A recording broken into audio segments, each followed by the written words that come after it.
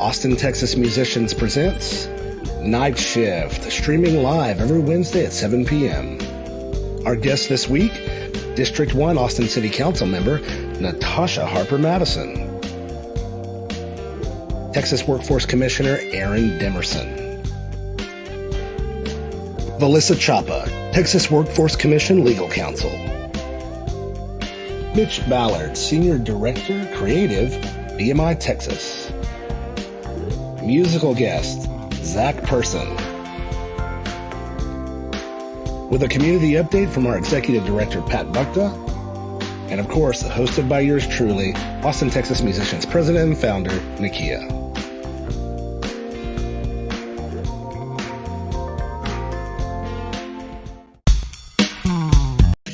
Hey everybody, it's Nakia. Welcome to Night Shift. We are still having so much fun making this up as we go along. It is quite an experience. Technology is fun, but sometimes it can be frustrating. So we're here, Austin, Texas Musicians, of course, is about a year old. We started this just about a year ago, meeting with musicians at David Messier's studio, trying to figure out how we could help musicians have a voice at City Hall, at the state legislature, and beyond. And we're just super grateful to be doing this work. And for many of you, I've known you for years, and some of you are we're just getting to meet, or we've never met, but we're so glad that you're a part of our community. And if you have any questions or anything about that regarding Austin, Texas Musicians, or you just need to reach out to myself or Executive Director Pat Bukta, you can email us. We've got some emails that we're going to throw up on the screen for you right there, and hit us up. So without further ado, we're going to get right into it. Our very first guest tonight on the second episode is Natasha Harper-Madison, council member from District 1, which is, hello, my district, Windsor Park. What's up? First guest, District 1. I'm sensing some serendipity there.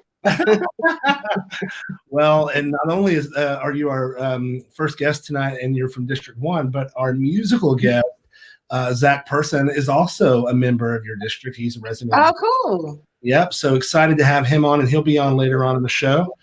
It's a theme. That's right. I know you've got a lot of things that you're juggling, and between hosting your own event that's literally happening right now, and popping in over here and cooking dinner for your kids. So let's get right to it. Since the pandemic has started, how has your life as a council member and a mother changed? In so many ways. I mean, I definitely work longer hours than I ever worked before, but I think we're experiencing something that's unprecedented. So we can all probably anticipate everything being upside down and topsy-turvy. So the hours are long, but it's extraordinarily fulfilling. Every single day, we are literally helping people with immediate and urgent needs.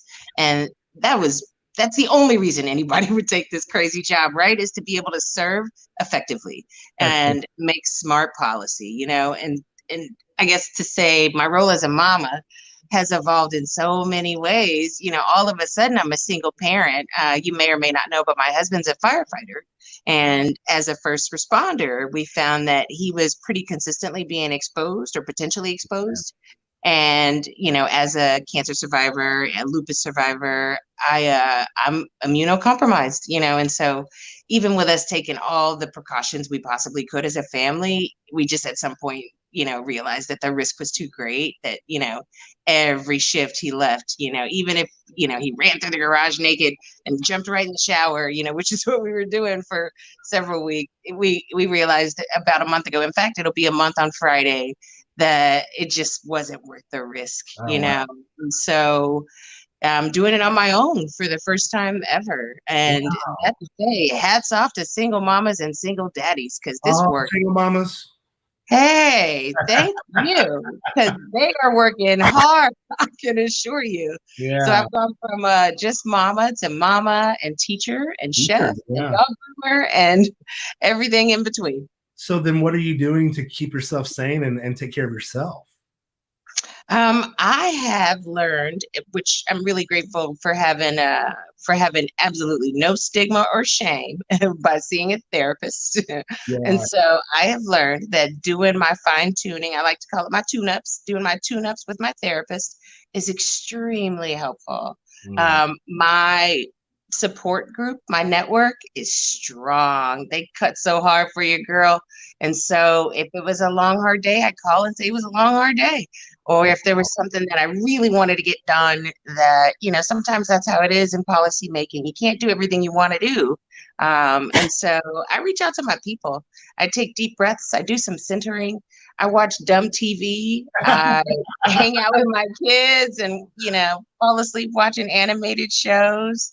Yeah, I don't think I've actually ever been more centered or healthier. It's been an interesting byproduct.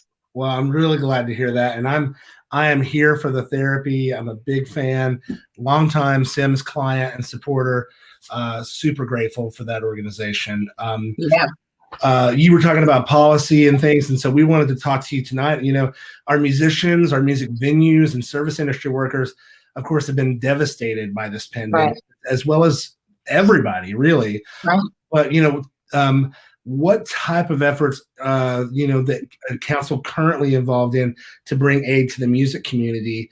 Anything in particular that you feel like is, the thing that I would really ask you is about the Rise Fund that was established a couple weeks ago.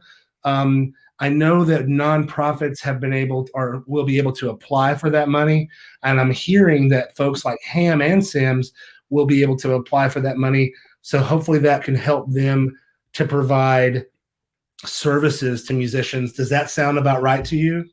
Absolutely. So I can tell you who's been awarded already. The Austin Area Urban League was awarded $500,000. The Catholic Charities was awarded $1.6 million. The Asian Family Support, I believe it's Asian Family Support Group Community. They were awarded $1 million. And then El Buen Samaritan, $500,000. And the Family Independence Initiative, they were awarded $2 million. So, the fact that it's something that's become a really stark reality since I got here. Everything that goes through the city takes too long, it costs too much. But they are really moving quickly here. And so I really look forward to all of our community getting to have the opportunity for support. And for what it's worth, there are so many more resources financially for immediate support for organizations and support for individuals. So I would really strongly encourage people to visit the www.covid19 at austintexas.gov. Yes, I believe right. Yeah. And worst case scenario, if I said the wrong thing, Google COVID-19 Austin, Texas, and it'll pull up the Austin, Texas page. And they can call 211 as well, right? Absolutely. In fact, if you want to apply for the Rise funding, the way an individual would do that, there's not an application process per se for individuals. You go through the process. The start is call 211, express what your needs are. Mm-hmm. Okay, so that's good to know. So, the expectations and reality, that what comes next, how long. People are saying, oh, well, we need to go back to work. We need to get back out. But even if there wasn't a pandemic and we had, or the pandemic was done and the lights were turned back on and the doors were open, the reality is from the music venue side, especially and small business side, many of those businesses still couldn't open without more assistance and without more aid. So do you feel like that the folks out there really are grasping kind of the realities of this, or do we think that maybe they're not? I'm certain that they are. Everybody's in a difficult position because, it's that thing where your reality is what is most important to you, and so then we're having to make these difficult decisions about prioritization. That to say, I hear exactly what you're saying. I come from small business world where 80% of small businesses fail within the first 5 years. There's a reason for that. If you don't have the financial runway and the financial backing to be able to push through the difficult times, then That's why a lot of businesses, close the doors. Yeah. That to say, I think one of the things we're trying to encourage artists and musicians to do is make sure that we know you have access to what you need. And if you don't, help us find it for you. Yeah. We have to continue to establish relationships with the council, with the arts and music commissioners, with economic development, with the music office in particular. I think we have to make certain that everybody knows where to go to get what they need. So having the resources doesn't matter if the people that need them don't utilize them. That's so true. Just really keeping the information flowing and going, and making sure information is intended to be shared, making sure we're sharing information freely amongst ourselves and one another to make sure everybody rises is going to be super important. Something I wanted to point out, I think it's safe to say that nobody wants their paycheck to stop, right? The priority right now for the city is to ensure that we do not trigger additional waves of COVID-19. Right. And that's one of those hard realities. Many Austinites and thousands of Texans have lost their lives because of this virus. And we haven't even, as a municipality, reached our peak yet. And, especially recognizing that, this is an existential threat to everyone. We should really continue to stay home and work safe until further notice. I want to make certain that even with the governor making the recommendations that he did, I want to make certain to encourage people to follow the guidance of the experts, the professional epidemiologists and infectious disease experts. Listen to the scientists and do what you can to hunker down. And in the interim, we definitely are just going to have to do more. Way more. It's unfortunate that so much of what we're going to be able to do is going to rely on the generosity of the federal government, and so my hope is that we're able to draw those dollars down sooner than later, but it's certainly not lost on anybody that folks are struggling. Well, you actually kind of addressed my last question for you, which was how can the music community continue to engage with the city? And you said it exactly right.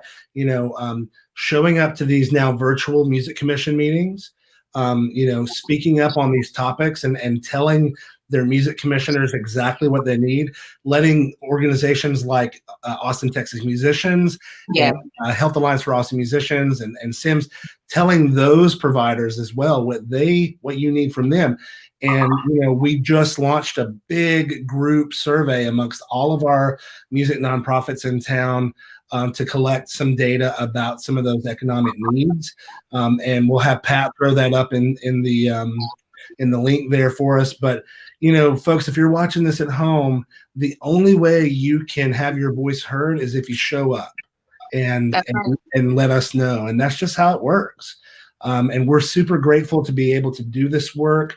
And help musicians have a voice at City Hall. And you've just been such a great ally for music and of course, a great city council member for me and my husband. And I just want to thank you again for being here in the middle of all of this. And we are so glad to have you on tonight. So thank you so much. Thanks for having me. You mind if I leave you with a couple of gems? No, I'd love to. Just wanted to say every musician and artist has been affected by COVID-19. We know that. It's my job to ensure that y'all have a seat at the table as we continue to discuss how we can help everyone out.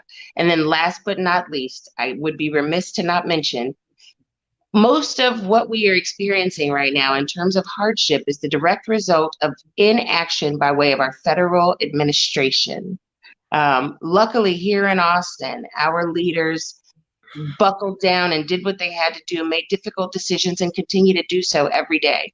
But if the missteps at the other levels of government frustrate you, if you want to see true change in how our republic is governed, I implore you to fight for everybody's ability to mail their ballots in November.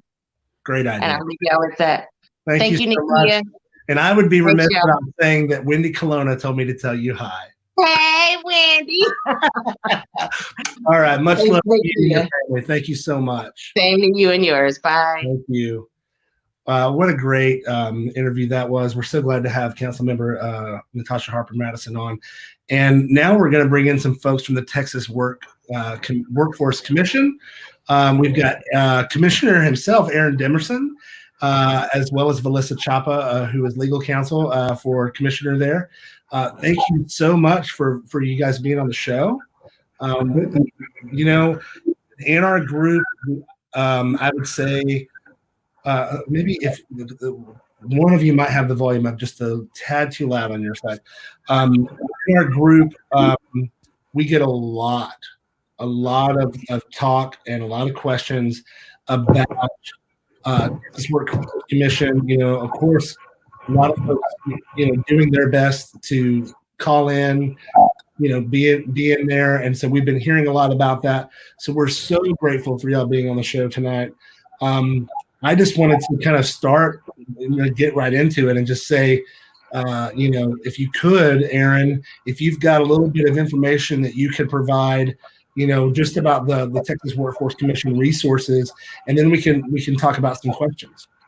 Okay, good. Nikhil, first of all, thank you so much for having us here today, for the invitation, and to your team at the Austin, Texas Musicians Association. We appreciate the opportunity, not only your advisory panel that you have, but the founders as well. Good conversation with Pat earlier today. And so on behalf of Governor Abbott, I was actually appointed to this position. I'm the commissioner that represents the employers here in the state of Texas, and that's 565,000 employers and 2.6 million small businesses. And so those musicians that are out there, you're part of my constituent base, and we really want to make sure that we're there for you in this particular time. We know that music and musicians are very important here in Austin, the live music capital of the world, and we hope to all hear music very soon. We really miss you guys tremendously. But here at the Workforce Commission, my office, we have 4 employment law attorneys, and that's where we're going to be the greatest help for you guys. These guys have been answering questions from employers throughout the state. And right now, when you get to the gig worker, the independent contractor, we really want to sit down and answer those questions so that you have the right information to make the decisions that you need as we move forward. Velissa Chapa, one of the attorneys in our office, is on the line as well on this feed as well, and she's going to be here to answer some of those questions as well. And Tommy Simmons is with me as well. Melissa actually is an accomplished pianist. She plays the cello and the accordion, as a matter of fact. And so she's not only a smart attorney, but she has a fondness for musicians and music as well. But we've received an unprecedented amount of phone calls. You've heard those calls that have been coming through, about 1.67 calls maybe in one day. It's just been pretty phenomenal. But since last week, we've awarded over $579 million in benefits to over 370,000 Texans that have filed claims in that regard. And just to put it in perspective, we've taken 2 years worth of claims in 33 days. And so that shows the unprecedented amount of need that we have out there. And we're going to do our part to make sure that we're working to make a difference. We've established 7 to 7 hours, 7 days that we're in operation. We also have expanded the number of folks that are answering those calls. We've gone from 4 call centers to 8, and a number of other initiatives that we're putting in place to make a difference. But tonight, we want to make sure that we're in a position to answer the questions that you guys have, so that you have the right information to make the best decisions, and that you're not leaving anything on the table in that regard, because a lot of this is new and it's very flexible. We work a lot with the governor's office, Texas Film and Music office that's over there. And I was speaking with Pat a little bit earlier. We're looking forward to building on this relationship that we're establishing to do even more for you guys going forward. So Nikhil, thank you guys for allowing us to be here, and we look forward to questions. Oh man, thank you so much. And we had actually last week we had Brendan Anthony from the Texas Music Office on. He was one of the people that really was telling us, well, we got to get you in here and talking to us. So we're really grateful for that relationship as well. And let's go ahead and get Velissa in here, and we'll start talking about some of these questions. You kind of already touched on this, Aaron, about the role that TWC is serving right now. So really, let's just move on to the next one, which is what is happening with the TWC that will help independent contractors, LLCs, and other sole proprietorships in our music community? So I'm going to let Velissa hit that question, but this is a very important question. This is where the rubber meets the road, and we have the gig economy, the independent contractors. We want to make sure that you guys have access to this information that Velissa is going to outlay, and then Tommy's here as well. But very important question, and one that I want to make sure that we really nail this one. Velissa, go ahead and talk about what we're doing in that regard and what those individuals are able to seek. Sure. First of all, it's a pleasure to be here. Very happy that I can give this information. If you don't have a paper and pen, you might want to grab one. We're about to hit you with a lot of good information in the next few minutes. So if you own an LLC, technically you could be the employee of the LLC. And if you're no longer working due to COVID, you could file for regular unemployment. If you have been reporting wages for yourself on the under the LLC for the year 2019. So if you have an LLC, you could file for regular unemployment. If you're an independent contractor, a gig worker, a sole proprietor, typically with TWC, Texas unemployment, you don't qualify. However, through the CARES Act that passed, now it feels like decades ago, I think it was just about a month ago, now we have pandemic unemployment assistance that you can get. So that is what TWC is there for. We are going to be processing those claims to see if we can help musicians and independent contractors, artists, and gig workers receive that pandemic unemployment assistance. And we are going to go into exactly how you do that and the process involved. Awesome. Well, then I will let you continue to talk about that. Why don't you just say exactly how that process will work?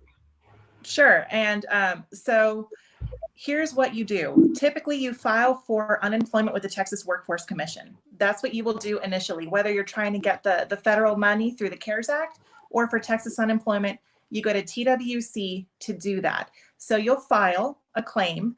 And if you are an independent contractor, a sole proprietor, a gig worker, we received recent instruction that what you want to do is cite reduced hours due to the pandemic. That's number one. It's going to give you a list of options. Have you been laid off, temporarily or permanent, etc. So you start off by claiming reduced hours as a result of COVID-19.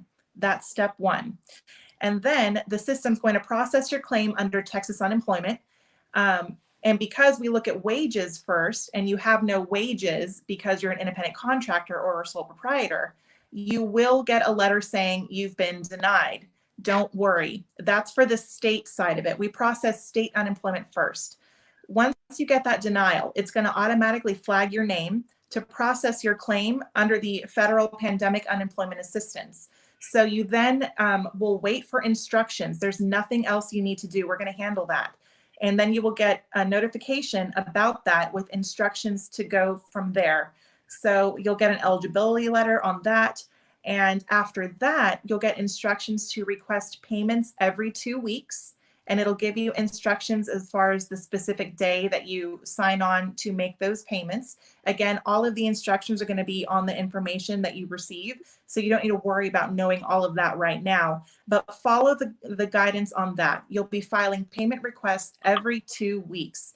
And to dig in a little deeper, let's talk about the actual money that you'll be getting.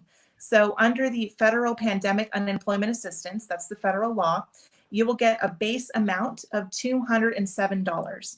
In addition, there's $600 through the CARES Act that we will put on top of that. So again, if you're a sole proprietor, independent contractor, gig worker, etc., you can expect a minimum of $207 plus the $600 on top of that. So the 207, that number could be increased if you submit proof of earnings and income to TWC. And if you can show those earnings, then we can increase the 207 up to 521. Regardless, if you qualify for the pandemic unemployment assistance, that $600 will be automatically added to every week that you get benefits. So it's a bottom $600. That $600 is going to go through July 31st. The rest of it, the 207 that you can get up to 521, that should go through December of the end of this year. And that's just under the current law right now. They may pass additional legislation that's going to increase the timeline. We'll see how that happens. But for now, what you can expect is a base number of 207 plus the 600. So that's 807 a week. And if you can show your earnings history for 2019, specifically, they're going to need something like your 2019 tax return, then we can increase the 207 to 521. So that can be really helpful for folks. And again, you file through TWC to get that ball rolling. Expect a rejection letter because they're going to deny you first for state unemployment. Then they'll automatically process you for federal and see what you can qualify for then.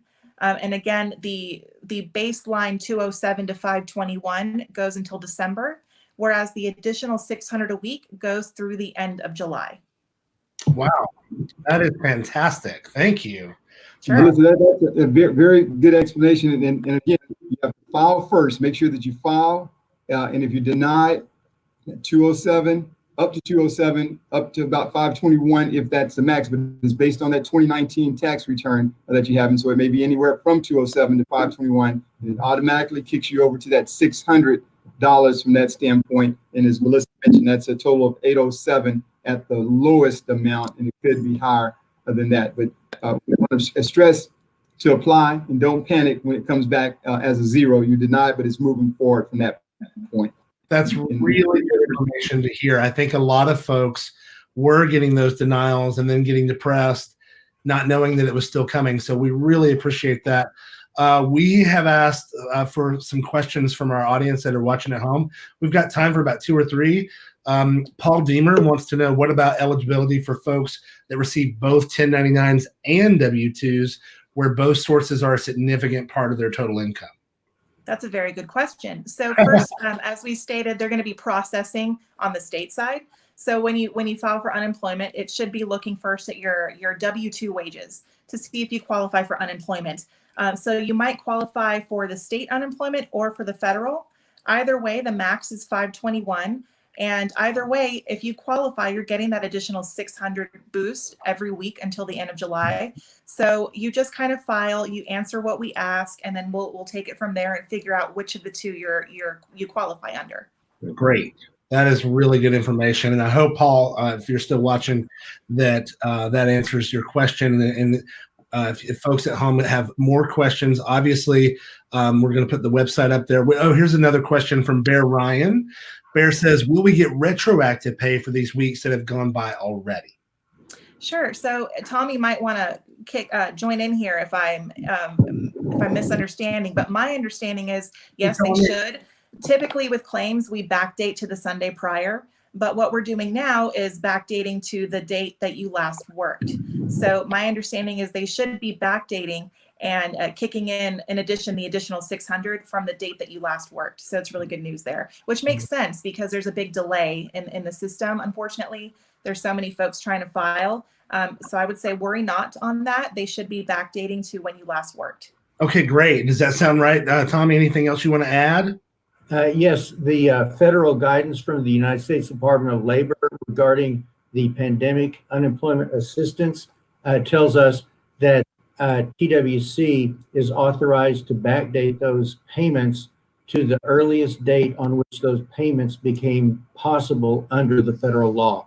So file now, and if it can be backdated, it will be. It's April the 10th today. I'm sorry? April the 10th.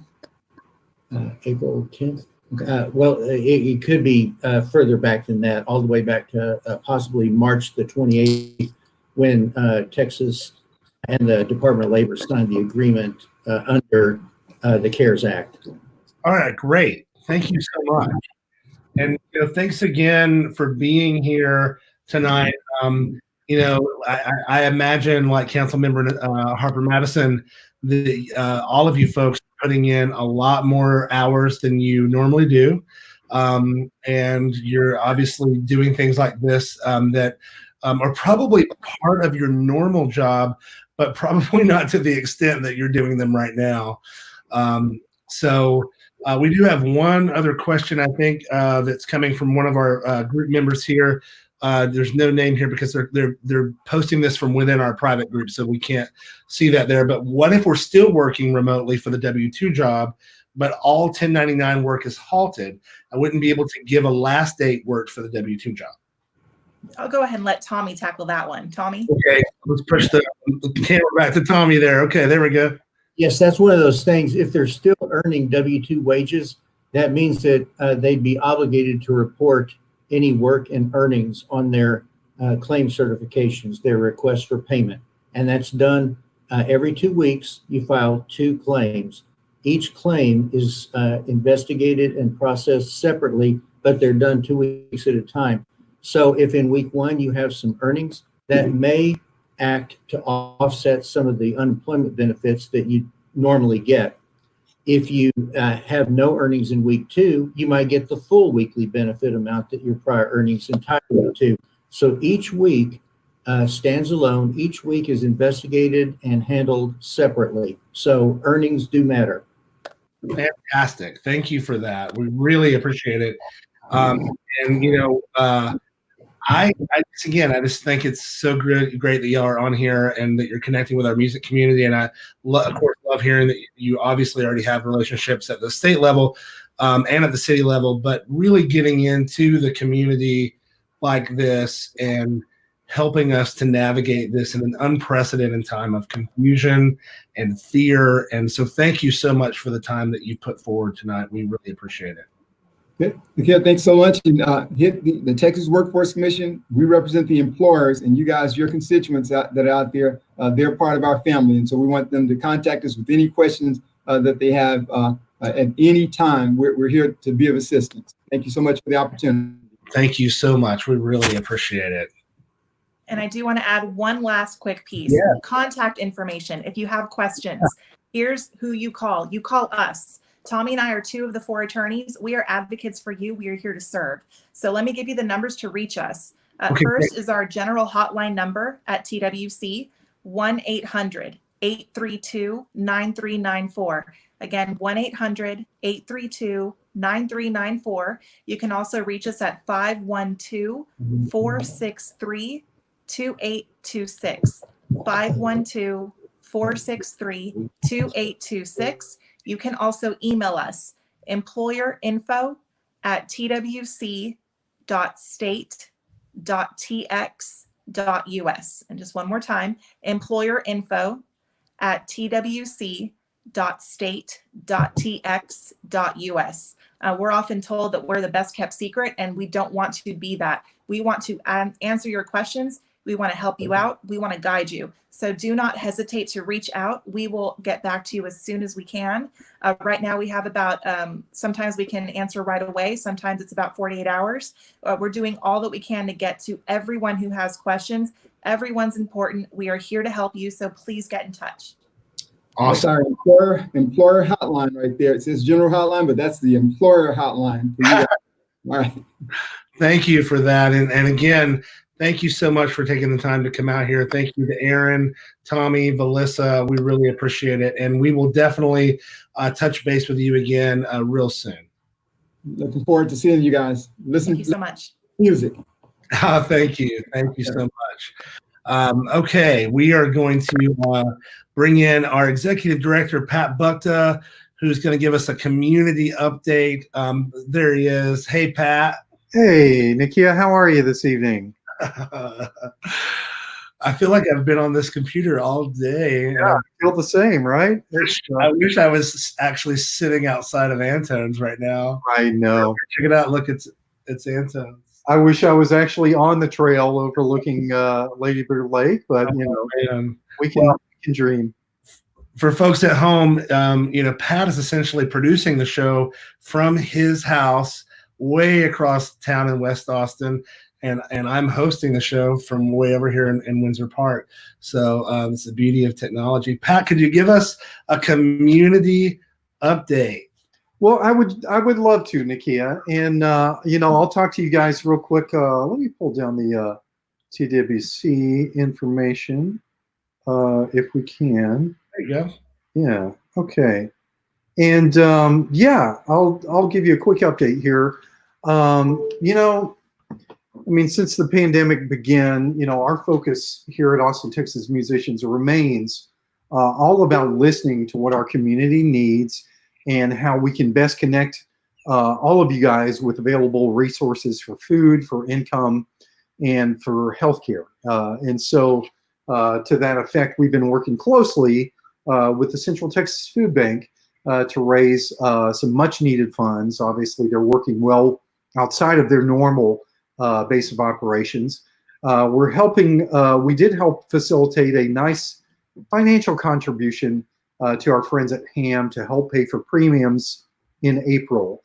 And we've been collaborating with our partners over at HEB to get maximum purchasing power for gift cards that our friends at HAM and Red River Cultural District are using to give to musicians.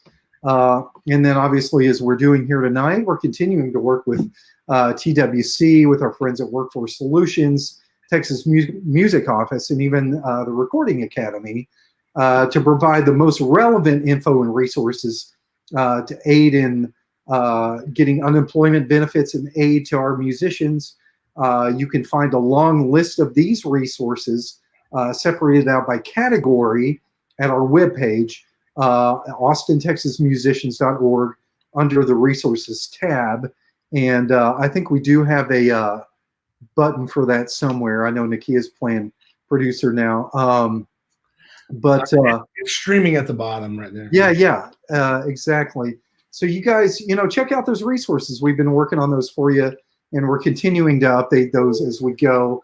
We're also working closely with our city leaders to help inform aid efforts because we're trying to gather a very clear picture of just how deeply our music community has been affected by the pandemic with real numbers and real data. So we are encouraging our members to please take the Music Cities Together survey that we posted today on our Facebook page. This will provide very valuable information to federal and state lawmakers so that efforts to aid our community are informed by your stories and your data. Okay, that is at Music Cities. That's a Music Cities Together survey, and I think we have a link for that in here somewhere. I don't see it in there. I was just thinking. Did I not get that in? Well, I'll tell you what, guys. Please just go to our main Facebook page, and you can find it real easily at ATX Musicians, and you can find us there. It's pinned right to the top. It'll take about 3 to 5 minutes of your time, and it's really, really important. As well, I'm really taking the opportunity to check in with our Musicians Advisory Panel each week and rally around a few specific projects. Our MAP members, we're so proud to have this amazing sort of group, this Knights of the Round Table panel of musicians from every genre, every diverse community, and every council district in town. So that when we say we serve as the voice for Austin musicians, we really have an ear to the street in every corner of this amazing music culture. And so MAP members have come up with some really key initiatives, such as our musicians voter registration program that will kick into gear once we're able to get back out and get the training. And to Natasha's point earlier, we want to get everybody out and get them voting. So we want all our musicians to participate. So that's a big MAP project. And of course, we're being very attentive to all things related to the Live Music Fund, including helping inform the criteria on how musicians would qualify. But, I just want to say above all else, how humbled and how truly grateful I am to serve alongside Nakia and Sonia and our MAP members during this time of need. The road ahead is not going to be easy, but I can tell you that Austin, Texas Musicians is committed to our music community every step of the way. Absolutely. This really is the fight of our lives, Nakia. We're here for it, and I'm available to answer any of your questions or aid any of you one-on-one in any way I can. You guys can reach me at any time at my email, pat@austintexasmusicians.org. So, Nakia, thank you. Thanks for being here tonight. I'm excited. This has been a great show. I'm excited to hear from the rest of our guests. Yeah, and I put the Bitly thing there, and I noticed that our friend and community partner over at the Music and Entertainment Division of this Economic Development Division at Downtown City Hall there, Erica Shanley has posted the link in inside of the thing for people to click. Thank you, Erica. There's the shorter one right there. I do think you might have to do the capitalization for it to work. I'm not sure. Okay. Well, thank you for the update. And Pat, I just want you to lean forward just a little bit. Yeah, of course. No. Like your head. Lean back a little bit. Uh-huh. There, perfect. Now, The glasses. yeah, your glasses are getting in the ring lights, and so your eyes. It's so awesome though because it makes you look like a cartoon character. I don't know. I must be the only person that wears contact lenses and has to wear readers on top of that. I don't think so. I know people that do that. All right, well, let's get our next guest in here, Pat. I'll let you get back to producing. I can't wait to see it. And there he is, Mitch Ballard, Senior Director of Creative for BMI Texas. So glad to have you on the show. Our second episode of Night Shift. Welcome, my friend. It's great to be here, Nakia. Thank you guys so much, and I love what you guys are doing and keeping everybody informed, and not only the information but also the support as well during this time. Well, we're happy to do it, and like Pat said, this kind of work is the kind of work that's worth fighting for, because at the end of the day, y'all, the reason we're doing this is because we're musicians and we care about things that matter to musicians.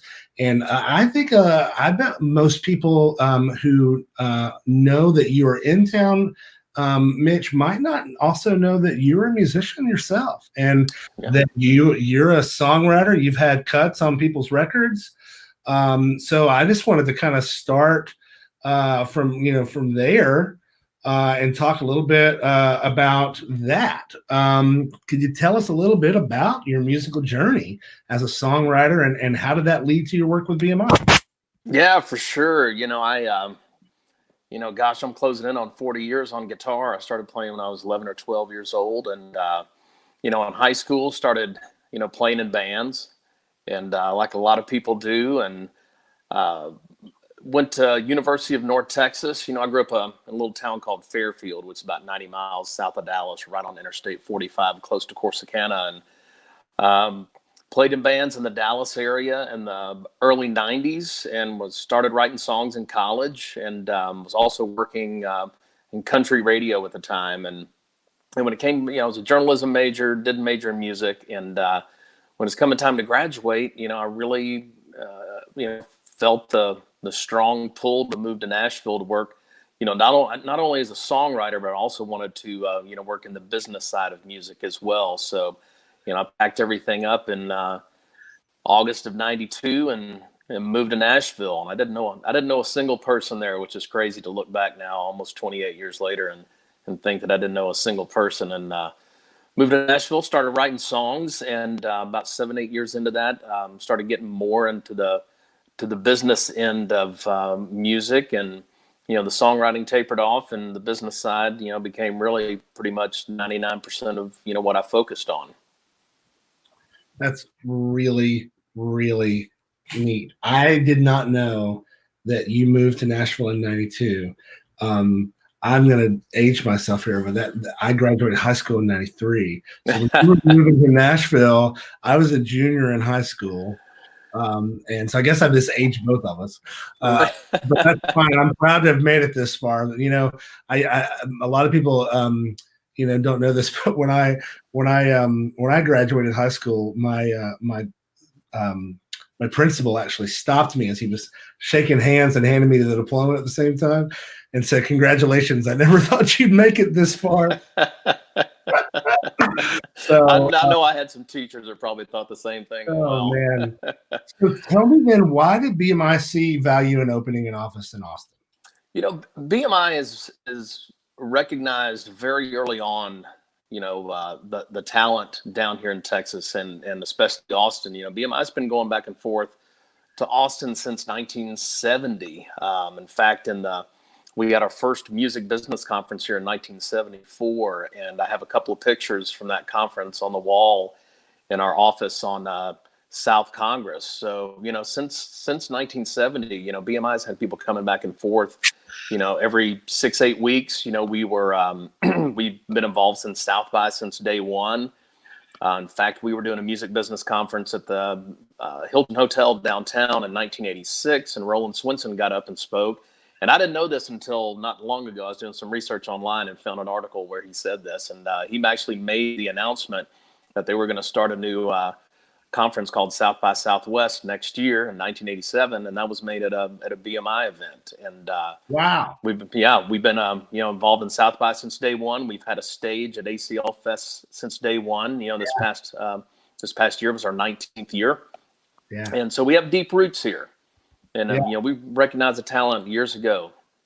Well, and I think BMI moving here really sent a signal to the rest of the music industry that Austin is a viable music city, and that we are on track to really begin to hopefully bring more folks in here. Obviously, now everything's a little different, and we're all coming at this from completely different angles. But the thing that hasn't changed is the way that songwriting works, and the fact that you got to keep writing, you got to keep playing, and you got to keep practicing. And I think we're going to see a lot of people who have a lot more time on their hands to write more music. And historically, one of the few really interesting kind of silver linings of even the Great Depression was the music that came out of it, and the movie industry kind of really sprung up, after that, because people were so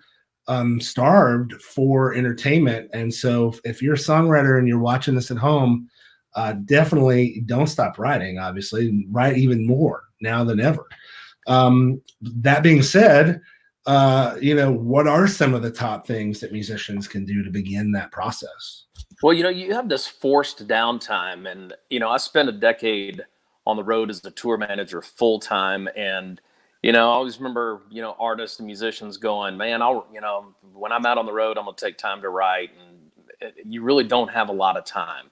And even if you're not out touring full time, you're always working on rehearsals, or working on getting gigs, working on other parts of your career. And a lot of times to take the time to sit down and focus 100% on that, creative process, and write new material, and dig deep and work hard on that next batch of songs. It's hard to do with when you're going on with your everyday life and your everyday career. And so now you have this forced downtime, and take the time to embrace that, and practice your instrument more. It's you can never quit learning. You take Brian Setzer with the Brian Setzer Orchestra, and Stray Cats. I mean, he still goes to a guitar teacher, and he's in his probably late 50s now, and he still goes to a guitar teacher, and he's constantly learning. And take this time to do that. Take this time to practice your instrument, learn some new techniques, and write more songs, and be ready for that next album or two. That's great. Thanks, Mitch. So what are some of the most common mistakes that you think musicians make with their music business? Because the other thing is, now that we have all this time on our hands, we can be getting our business in order and our house in order. So what are some of those mistakes that you would tell folks to really be thinking about right now? A couple of things is a lot of times they don't take the time to register their songs in their BMI account. If the songs aren't registered, the streaming platforms and such don't know who to pay, or they're not registered correctly in your account. The publisher is not put in there. The splits are wrong, or a co-writer's been left off of it, or you just don't register a song. And we find that, a lot. Making sure you're signed up for direct deposit, because if you move, in my 20s, I moved a lot. I'd be at this apartment for a year and a half, 2 years, and then move into another place. And, paper checks if you don't update your address and, your BMI account, a paper check's going to go to the wrong place. So signing up for direct deposit, you get paid faster. You don't have to wait on a paper check, and it doesn't matter if you move. Those are the two big things that I see as far as, BMI wise, is just registering your songs and make sure your address is up to date, and make sure you're signed up for direct deposit. In fact, March was a royalty payment cycle for BMI, and those, we pushed out 3 days early because we saw what was going on with with COVID-19. So we pushed royalty payments 3 days early, and direct deposit, it goes in right that day, and you don't have to wait for a paper check to show up. Even if you have the correct address, you still have to wait several days for it to show up. Well, so that kind of brings me to my next question, which is, you obviously have an office, as you mentioned, on South Congress. And normally that would be a great place for folks to come and hang out and interface with y'all down there. But that's not really the case. So what's really the best way for folks to be in contact with the BMI Texas office and interfacing with y'all right now?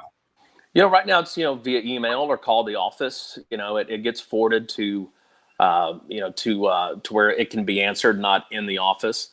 But feel free to reach out to us, and we can set up FaceTime or Zoom calls or whatever. I'm on the phone every day, talking with affiliates and answering emails, answering questions, and listening to new songs that songwriters send me. I've listened to several new album projects that bands and artists are getting ready to release in the next 3 to 6 weeks.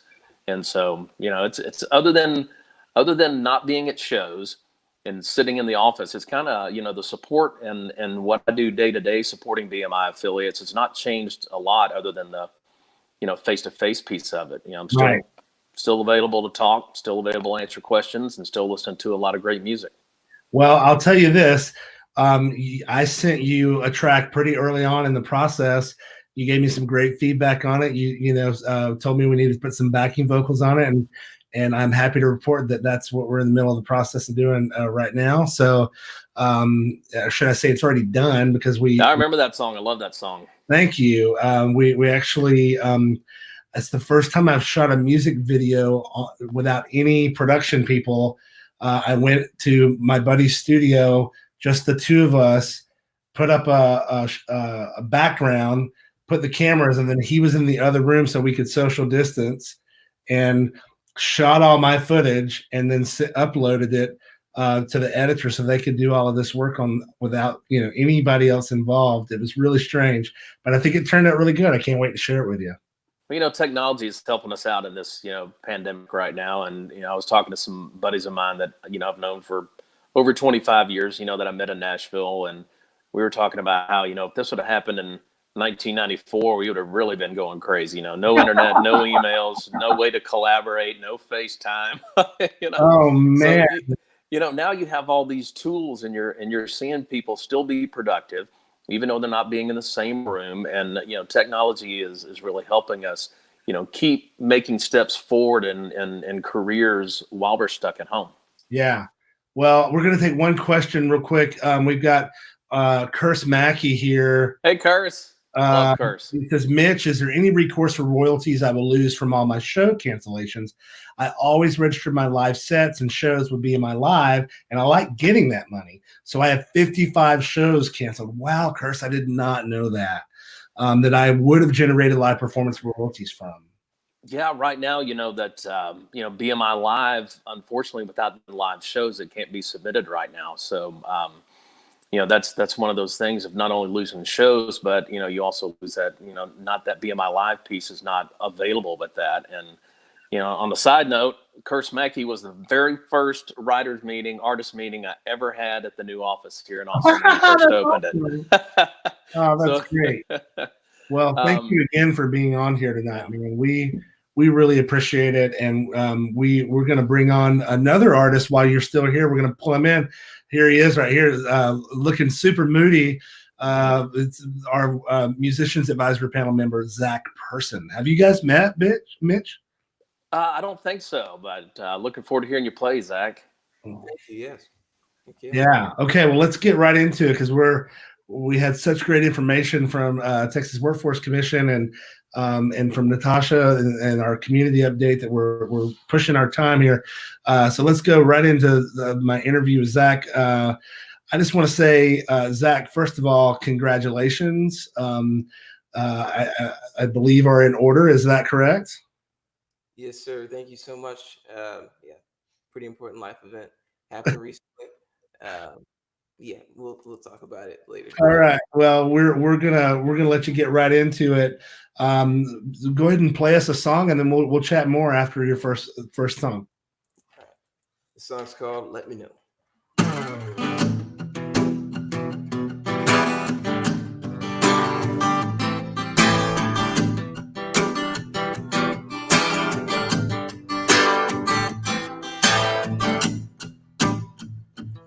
step with no hesitation. Pull the cord out of desperation. Life's round here been too much to take. Skies are telling of my heartbreak. Hard times and hard places. Wake me up and this nightmare comes to an end. Oh, and hard lines in my faces. If you need space, if you need time, let me know. Oh, you let me go. Let me know. When you gonna tell me and let me know. Oh, you let me go. Let me know. Yeah.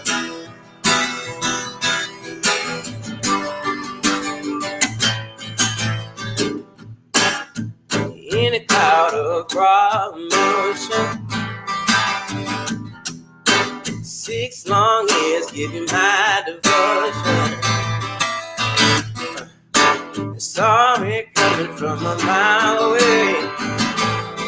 Yeah, been hiding from you every day. Hard times and hard places. Wake me up in this nightmare comes to an end. Oh, hard lines in my faces. Give me space, give me time.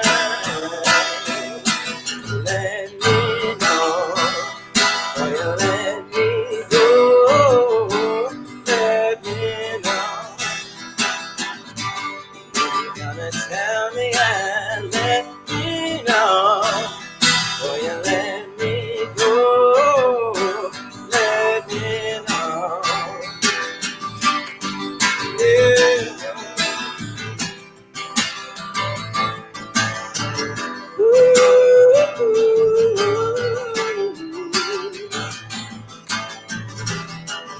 Oh, yeah. Hard times and hard places. Wake me up in this nightmare comes to an end. Hard lines and hard ways. If you need space, if you need time, let me know. Oh, you let me go. Let me know. You're gonna tell me and let me know. Oh, you let me go. Let me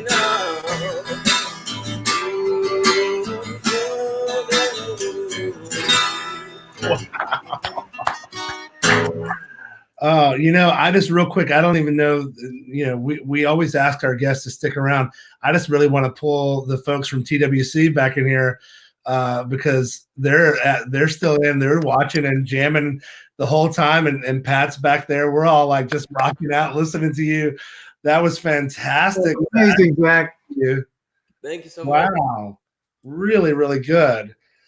So Zach, as I mentioned, I know that you got married. Congratulations. I was super stoked to have you on tonight because you're also a resident of District 1, which is, of course, Councilmember Natasha Harper-Madison's district, which means I guess we're neighbors, and I didn't even know that until I checked that out. So what neighborhood do you live in? Well, I'm off Woodrow area. That's sort Yeah. of Okay. Nice. So we gotta. Once all this passes, we'll get together and physically jam. But yeah, I'd love that, man. And we've jammed before. Please. I would love it. Oh, you said please, yeah. You and I have jammed before, actually. The first time we met in person was at the Parish when my fellow Voice alum and the only other Texan, I believe, to ever reach to the semifinals, Sarah Grace, played a show there, and you were the guitar player that night, and you absolutely killed it. Thank you. Yeah, man, I met Sarah when I think she was 13 and I was 16 or 17. And so 2 years ago, 3 years ago. You guys are so young, man. Oh, wow. Thanks. Yeah. No, we're old friends. And she's doing awesome things right now. Yeah, she's fantastic. Her voice is so unique. So let's talk about that, though, because that's really kind of how I got hip to you. I'd seen you a little bit because I'm friends with your manager. First and foremost, that's how I knew of you, and I'd seen him posting some things about you, and then we met. But I didn't realize that you also had played with these other folks that I knew. So what's going on for you now? Are you working on a record? Is a record done, waiting to be released? Give us a little bit of insight of what's happening next for you.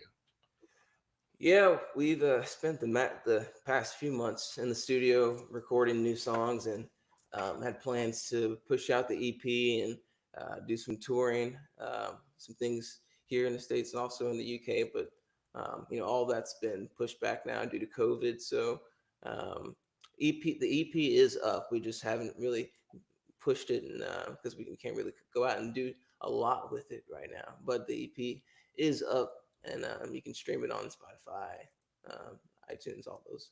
Good Fantastic. And what's the name of that EP? It's just self-titled. Oh, great. Even better. That person. Okay. So was the song that you just played, is it off the EP? Yes. I believe it's actually track number 3. Okay. Well, are you going to play us one more off the new EP? I got one more for you. Yeah. Okay. Well, take us out tonight, Zach. Thank you. And thanks to Chris for helping get you on here. And, for folks at home, you're a Musicians Advisory Panel member, and we're really grateful for you to be a part of that. We're excited to get you even more involved in some of the things that we're working on. And I know you've got some really great ideas. We're excited to have you. Thank you again for being here. Play us out tonight, Zach. Thank you. Thanks, Q.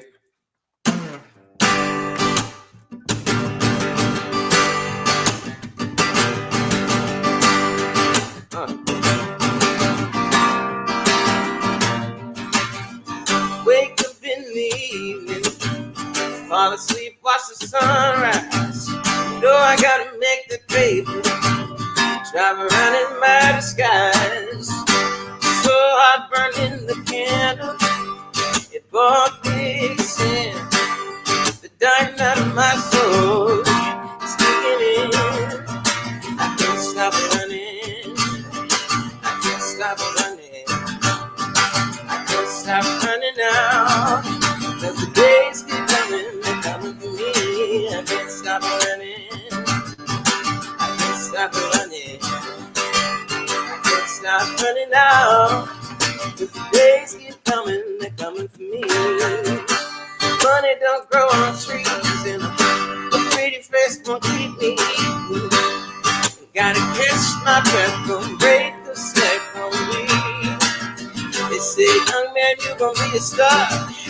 Fresh strings on my old guitar. Well, every one of these days, but I can't stop running. Days keep coming, coming, I can't stop running. I can't stop running. I can't stop running now. 'Cause the days keep coming, coming for me. I can't stop running. I can't stop running. I can't stop running now. 'Cause the days keep coming, coming for me. One of these days gonna turn around. Woo! Gonna build me a castle high on the ground, waiting for my place to rest. And the days keep coming up, the days keep coming, and they're coming for me.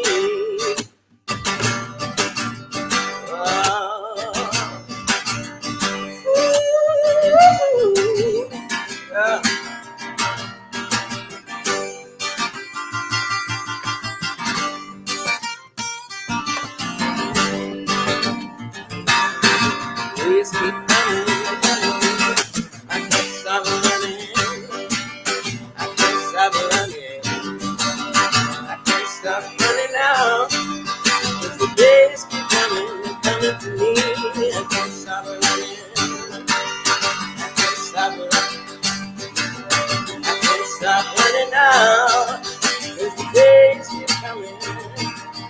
The days keep coming. The days keep coming. Yeah. And they're coming for me. Oh man, that was awesome. Thank you so much. We really appreciate you being here. It means a lot to us. And I have to say, I am so hyped right now. That was bouncing in the background the whole time. I really am. It's really cool, and I'm glad you're here. But it also really made me miss, like, I want to go out, you know? So for those musicians at home and the fans watching at home, we will get there. It's going to take us a while. Thank you again, Zach, for being here and for your music. I appreciate it. And thanks again to Tommy and Aaron and Velissa over there from TWC. We really appreciate you guys being here tonight. So I just wanted to wrap things up real quick by just reminding our viewers who are watching, especially if you're a member of Austin, Texas Musicians Community group on Facebook, that we are always here for y'all anytime, night or day. You can email us. You can check in with us on a private message on Facebook.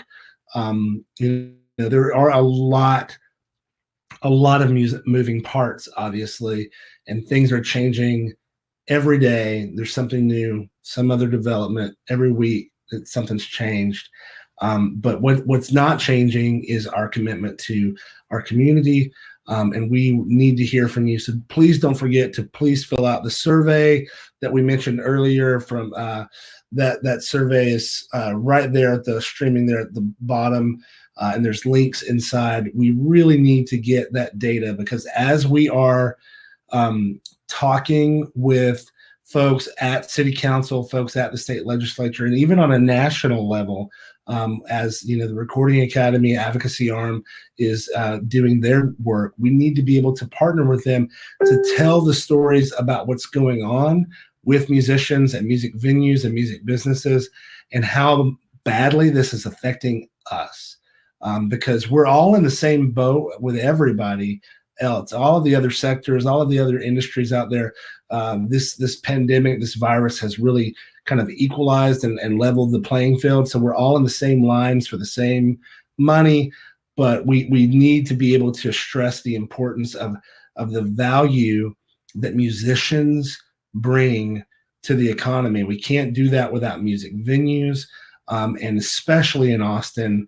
The city is built on musicians and music venues and the magic that we create, and we need to be able to let folks know that. So fill out that survey, check in with us, and we will see you next Wednesday on the night shift. Thanks so much. Bye-bye.